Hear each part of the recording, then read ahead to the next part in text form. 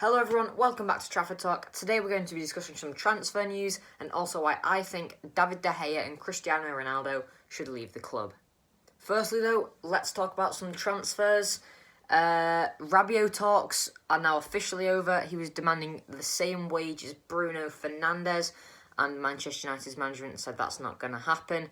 The Icardi deal, which wasn't a major deal in the first place, not that I'm aware of, has stalled. And I personally can't see that going through at all.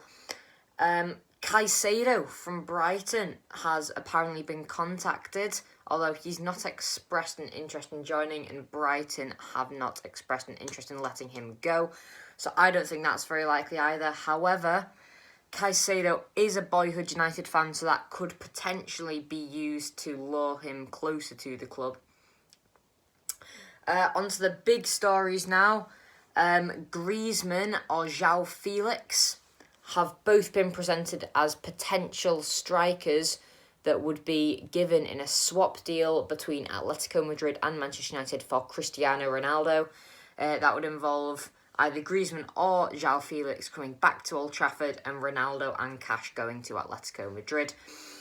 I don't think either of those are the bad signing. Griezemann obviously got off to a good start this campaign. He scored in his opening match for Atletico Madrid, and João Felix is young. He's a very, very good centre-forward. I think both of those would be decent upgrades, especially considering Ronaldo is not likely to leave the club, but will probably leave the club at the end of this season anyway. So I think we should cash in and get a new striker into the club that has got a bit of time to improve, but is already a proven striker that can play very well.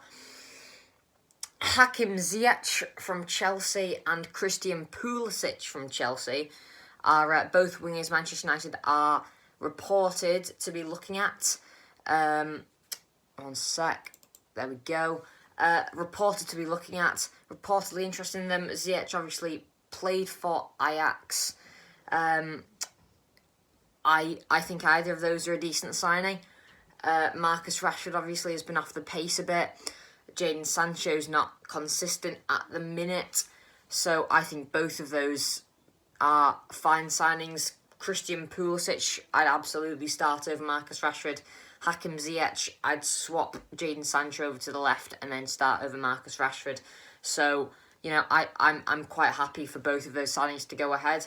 I believe they'd be asking for somewhere in the price range of £40 million, which I don't think it's too drastic. It's probably slightly over what I'd be willing to pay for them. However, I think for a Premier League proven winger, they're not the best wingers in the Premier League, don't get me wrong, there is much better wingers, but I think that Hakim Ziyech and Christian Pulisic are two wingers that could potentially be very, very good wingers for Manchester United, especially considering that Ten Hag is wanting to play more attacking formation and needs actual proven wingers rather than left midfielders and right midfielders. I think they're both good deals. Casemiro is the biggest news at the minute. He'd be essentially the end to our midfield problems is what's being promised. He's a very, very good defensive midfielder. He's 30 years old, so he's still got 4 or 5 years left of his prime. He reportedly a deal is very close, which I think is an absolutely fantastic deal. If we can't get Frankie de Jong in, Casemiro I think is a very, very good alternative. They're reportedly asking for 60 million for him, 50 million plus add-ons. Again, I don't think that's too drastic. I think that's a very, very good deal for him, considering we would be paying 80 million for Frankie de Jong. Casemiro is slightly older, which does need to be taken into consideration, but he is a very good defensive midfielder, and he has been proven before. He's won loads of trophies with Real Madrid, and I think if he came to United, he could be a very, very good defensive midfielder. Now, for the part of the video that you've probably been wanting to watch, here is why I think we should let Ronaldo and De Gea go. Ronaldo, obviously, there's been absolutely loads of talk about if he's going to leave the club. He wasn't here for our pre-season because he had personal matters to attend to. He's obviously never played Europa League football before. Every single year of his career has been spent in the Champions League so far. But you know, obviously Ronaldo, he's past his best now. He's 37. He's a very, very good striker, and he did almost pretty much rescue our campaign last season. However, I think if we let him go, it would be a more positive changing room. You know, there's been reports coming out that he's sitting on his own for lunch. He's a negative presence in the changing room. He always tries to, you know, speak out against the manager in the changing room, try to contradict him. So I think if we let him go, the changing room would be a much more positive environment. Bruno Fernandes would be back to his best because I think, you know, he is the star of the team. He wants to be the star of the team. When Ronaldo's playing, he's not anymore. Ronaldo is the star of the team, and I don't think Bruno Fernandes likes that, and that, I think, you know, kind of contains him, doesn't make him play to his best. So I think if Ronaldo went, Bruno, well, he wouldn't be back to his best, but he'd certainly be performing slightly better.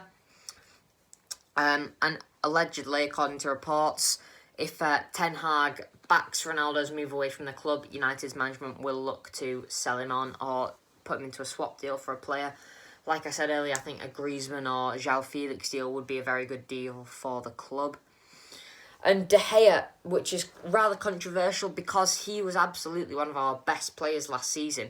He rescued so many games for us.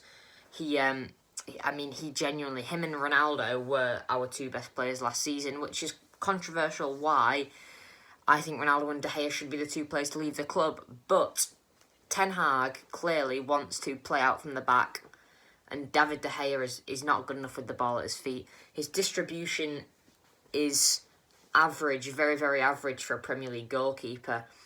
And while he's an incredible stopper, he just can't pass it and move the ball up the pitch as easily as Alisson and Edison can, which is why he doesn't come close to those two. Mind you, that could be argued that his back line doesn't help him. He has a back line that's poor ball playing defenders. You know, we have Diego Dallo, who's not brilliant. We have Harry Maguire, obviously, who's not fantastic with the ball at his feet. Luke Shaw is again, he's average. I think Terrell Malacia is good at spreading the ball across the pitch, but he's not been starting these last 2 weeks, which hasn't, you know, it's not really been helpful for David De Gea. So, you know, I think if he had a defence which was made up of ball-playing centre-backs that could, you know, play long balls over the top and, you know, could pass the ball around the back, I think David De Gea could still be kept at the club, but just until we get those defenders that have the ability to do that, I don't think De Gea is the right man for our goal.